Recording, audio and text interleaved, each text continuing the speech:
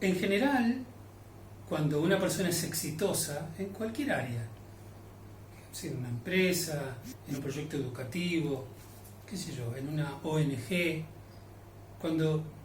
y tantos otros ejemplos que podríamos dar, ¿no? Cuando una persona es exitosa, lo que ocurre muchas veces es que quienes rodean a esa persona la admiran. La admiran porque logró mucho más que el resto, ¿no? En el sentido de lograr que el proyecto sea lo que él soñó, lo que él quiso. Entonces se lo mira con admiración. La persona que es exitosa es consciente de ello. Y la verdad es que le es agradable en términos generales. Ahora, se suele decir que cuando una persona es muy exitosa y prospera y se eleva por el resto de los demás, como dijimos en cualquier área, la grandeza que esa persona tiene, de verdad, tiene que llegar a la gente. No es que la gente la ve grande solamente porque es exitosa, sí que la tiene que ver grande por sus virtudes y sus características. Una de estas virtudes para que una persona sea grande, de verdad, es su humildad. ¿Por qué? Uno podría decir si una persona es famosa o trasciende y es importante, pero es muy humilde, esa persona se está achicando y no hace muy bien a la imagen que eventualmente quiere construir o está disfrutando. Sin embargo, cuando una persona es humilde y por propia voluntad se achica y deja que la grandeza se vea en el proyecto que está liberando, entonces el proyecto cuando crece es lo que le da la luz al éxito de la persona que está detrás. No es la persona qué espacio ocupa en el proyecto, sino que el proyecto sin la presencia de la persona, ¿cuánto puede prosperar? Algo parecido a esto encontramos en nuestra parashá, en Parashat Yitro, en nuestra semana, en la figura de Moshe. No mucho habría que decir respecto de la grandeza de Moshe. Moshe es la persona que eligió Dios como su profeta predilecto para sacar a los hijos de Israel de la tierra de Egipto, darles esa liberación, entregarles la Torá en el evento maravilloso, mágico del Sinai, y después llevarlo a la tierra prometida. ¡Qué mérito!, ¿no? La figura de Moshe se erige como una de las figuras más sustanciosas y más trascendentes de la historia judía. Además, Moshe se estaba asesorando con Dios. ¿Puede uno pensar en un asesor mejor que la divinidad, que Dios? Nada que Dios pueda decirte va a tener inclusive lo más pequeño de imperfecto. Entonces, de alguna manera, él podría ocupar todos los espacios con el respaldo de Dios y estar bien.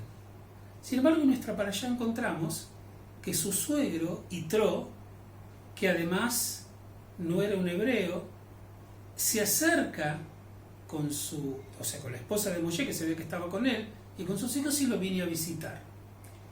Cuentan ahí que Yitro estaba básicamente observando el trabajo de Moshe, y veía que Moshe trabajaba de la mañana a la tarde, efectuando juicios al pueblo, asesorando al pueblo, tomando decisiones respecto del pueblo. Y entonces Yitro le dice: mira, Moshe, no vas a poder durar mucho tiempo así. Son muchos los miembros del pueblo.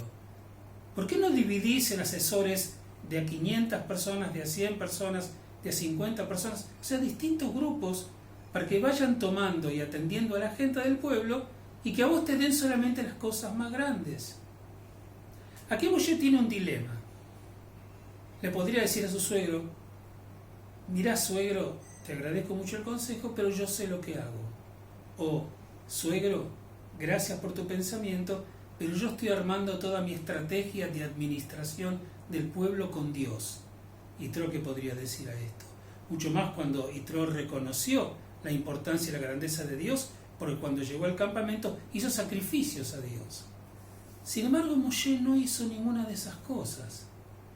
Aunque era un gigante en muchos aspectos, escucha lo que su suegro le dice y lo deja hablar y le deja que él desarrolle todo su concepto.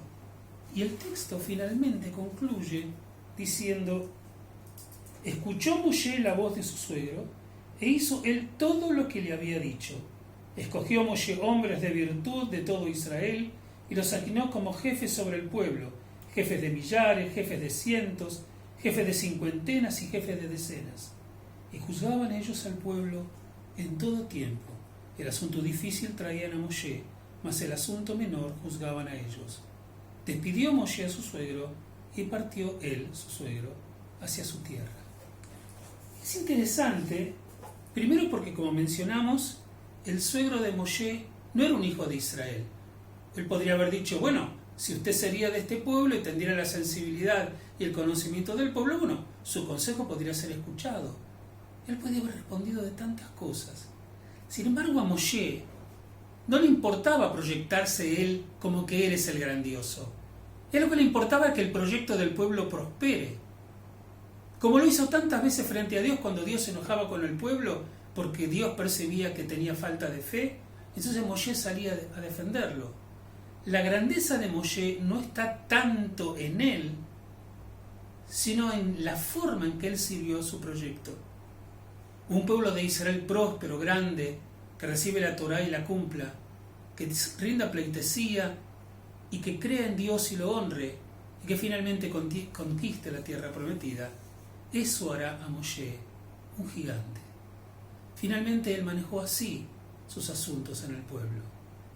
El pueblo prosperó hasta el día de hoy y él se volvió de verdad una de las figuras más trascendentes de nuestra historia. Shabbat Shalom para todos ustedes.